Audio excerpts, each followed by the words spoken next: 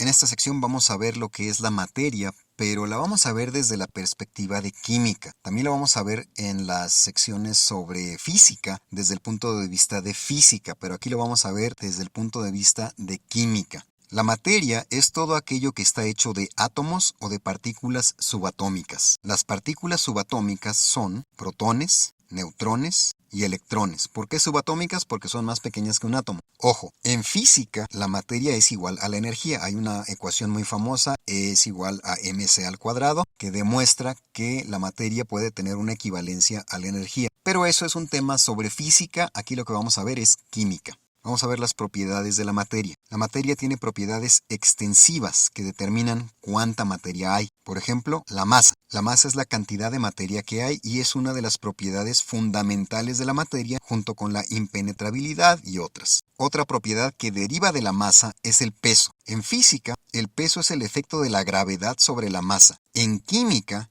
es la cantidad de protones y neutrones. Recordarán que hay un peso atómico. El peso atómico es la cantidad de protones más la cantidad de neutrones en un átomo. Pero en física, el peso es la fuerza con la que la gravedad está atrayendo a un objeto o a un cuerpo. Y de nuevo, aquí estamos viendo química. Entonces aquí en lo que realmente nos vamos a fijar es en las propiedades de la materia desde el punto de vista de química. En física habrá, sí, una sección sobre materia en donde nos fijamos en la materia desde el punto de vista de la física, pero aquí desde el punto de vista de la química. La materia también tiene volumen, que es el espacio en 3 dimensiones que ocupa la materia. Y también tiene densidad, que es la cantidad de átomos en un espacio o volumen. Mientras más unidos estén los átomos o moléculas, tendrán más densidad. Ejemplo, el agua es más densa que el alcohol. ¿Qué quiere decir eso? Que en un mismo espacio habría más moléculas de agua que de alcohol. Eso es lo que quiere decir. ¿Por qué? Porque las moléculas de alcohol están un poco más separadas que las moléculas de agua. La densidad es la cantidad de moléculas que hay en un espacio. Ojo, estas propiedades que estamos marcando aquí con rojo, el peso, el volumen y la densidad, dependen de la masa y del sistema en el que se encuentra la materia. Por ejemplo, si ustedes tienen un pedazo de materia en un lugar en donde hay cierta cantidad de gravedad y cierta cantidad de presión, entonces van a tener un peso distinto, un volumen distinto y una densidad distinta que las que tendrían en un lugar con diferente gravedad y con diferente presión. Por eso es que es importante recordar que estas 3 propiedades, peso, volumen y densidad, realmente dependen de dónde esté la materia. No va a tener la misma propiedad la materia estando en el planeta Tierra que estando en la Luna. ¿Por qué? Porque en la Luna va a pesar menos. ¿Por qué? Porque la Luna tiene menos gravedad. Ahora vamos a ver las propiedades cualitativas de la materia, que son las que determinan cómo es la materia. Las propiedades extensivas determinan cuánta materia hay, pero las propiedades cualitativas determinan cómo es la materia. Por ejemplo, el color, el sabor, la textura, la ductibilidad, la maleabilidad, el brillo, la opacidad, etc. son propiedades cualitativas. Nos ayudan a saber cómo es la materia, no cuánta hay. De nuevo, las propiedades extensivas determinan cuánta materia hay y las propiedades cualitativas determinan cómo es. Vamos a ver ahora las propiedades físicas de la materia. Las propiedades físicas de la materia no producen nuevas sustancias, determinan cómo interactúa la materia. Por ejemplo, la viscosidad. La viscosidad es la resistencia de un líquido a fluir. Mientras más viscoso, más lento fluye. La viscosidad disminuye con la temperatura. Por ejemplo, la miel. La miel tiene mucha viscosidad. Si ustedes tratan de hacer que la miel fluya como agua, pues no va a fluir así.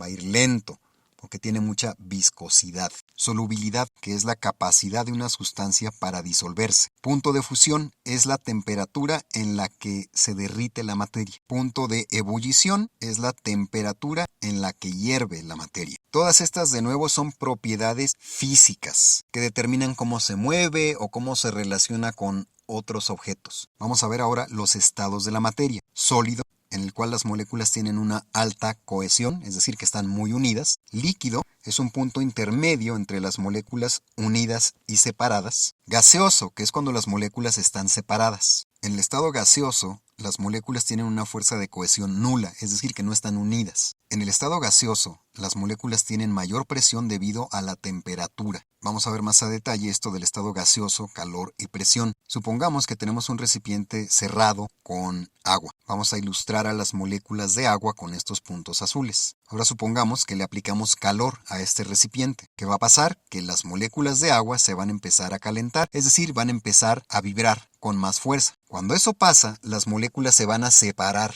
Y si seguimos aplicando calor, las moléculas van a buscar cómo salir de ese recipiente. Y si el recipiente está cerrado, entonces las moléculas van a deformar al recipiente, que es como lo estamos ilustrando aquí. Básicamente, si este recipiente hubiera sido de metal y seguimos calentando agua hasta que llegue un punto en el que el metal ya no puede con la presión que están haciendo las moléculas, entonces se va a deformar ese recipiente, o va a romperse, o va a estallar. Esto quiere decir que entre más calor hay más presión, pero el agua también se puede expandir al congelarse. Si ustedes ponen una botella de plástico llena de agua en el congelador y se congela el agua, la botella se va a deformar porque el hielo es menos denso que el agua, sus moléculas se separan un poco y eso va a hacer que deforme a lo que está impidiendo que se pueda expandir.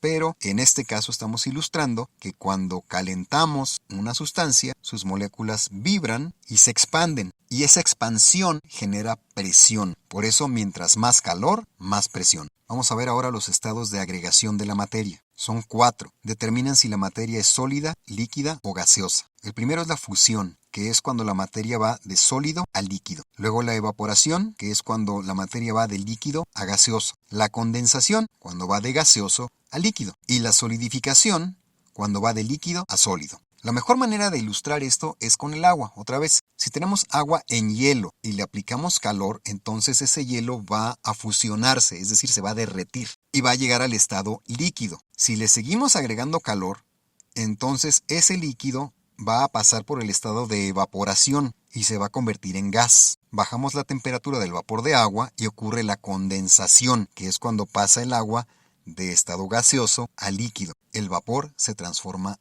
en agua. Y si bajamos aún más la temperatura del agua, ahora en estado líquido, entonces ocurre la solidificación, que es cuando va el agua de líquido a sólido, es decir, se convierte en hielo. Vamos a ver ahora la ley de conservación de la materia, que sí les pueden preguntar por esto. La ley de la conservación de la materia dice lo siguiente: la masa total permanece constante pese a las reacciones químicas. La masa de los reactivos es igual a la masa de los compuestos. Recordarán en la sección sobre fórmulas químicas que vimos cómo balancear una ecuación química o una fórmula química. Y eso quiere decir que tenemos que mostrar que hay la misma cantidad de átomos de los dos lados de la fórmula, de los dos lados de la ecuación. ¿Por qué? Porque con eso estamos indicando que la materia total siempre permanece constante. Es la misma materia aunque se haya aplicado una reacción química. Es la misma cantidad de átomos, solamente están reacomodados. A la ley de conservación de la materia también se le conoce como la ley de Lavoisier. Esta ley de la conservación de la materia fue elaborada por Lomonosov y Lavoisier en el siglo XVIII. Estos eran dos científicos que llegaron a esta conclusión, que la masa total siempre permanece constante a pesar de que haya una reacción química. La ley de conservación de la materia también se conoce como de conservación de la masa, que quiere decir que la suma de la masa de dos compuestos es igual a la masa de los compuestos al combinarse. Es lo que habíamos dicho al principio. Si ustedes tienen dos moléculas y hacen una reacción química para que se generen compuestos distintos, los compuestos distintos que se formaron como resultado de esta reacción química van a tener la misma cantidad de átomos que tenían antes de transformarse. Por eso es que se le llama conservación de la materia o conservación de la masa, porque vamos a tener siempre los mismos átomos después de una reacción química. O dicho de otro modo, cuando tenemos una reacción química, solo estamos reacomodando los átomos. Por eso es que siempre tenemos la misma cantidad de átomos. Un ejemplo de la ley de conservación de la materia o de conservación de la masa es balancear ecuaciones químicas, era lo que les decía. Cuando ustedes balancean una ecuación química, quiere decir que están demostrando que el resultado de esa reacción química les va a dar la misma cantidad de átomos que en sus formas originales. Están reacomodados de manera distinta en otro tipo de moléculas, pero siguen siendo la misma cantidad de átomos. Un ejemplo, y aquí tenemos un ejemplo de una ecuación química balanceada. De un lado tenemos 3 moléculas de un compuesto más 2 moléculas de otro compuesto, que nos va a dar como resultado 3 grupos de moléculas que tienen la misma cantidad de átomos que los átomos originales. Tenemos 8 hidrógenos de un lado, 3 azufres, 2 nitrógenos y 6 oxígenos. Del otro lado también tenemos 8 hidrógenos, 3 azufres, 2 nitrógenos y 6 oxígenos. Tenemos exactamente la misma cantidad de materia de los dos lados. Y de nuevo, para que no se vayan a confundir, una fórmula química que muestra una reacción, lo que está mostrando es lo que resultó de mezclar compuestos, es decir, de mezclar moléculas. Si tenemos este grupo de moléculas que se combinaron, el resultado va a ser este otro grupo de moléculas y podrán estar organizadas de manera distinta, podrán tener una diferente configuración, podrán estar ordenadas de manera distinta, pero siguen teniendo la misma cantidad de átomos. De ahí que se demuestre la ley de conservación de la materia. Con eso terminamos la sección sobre materia desde el punto de vista de química.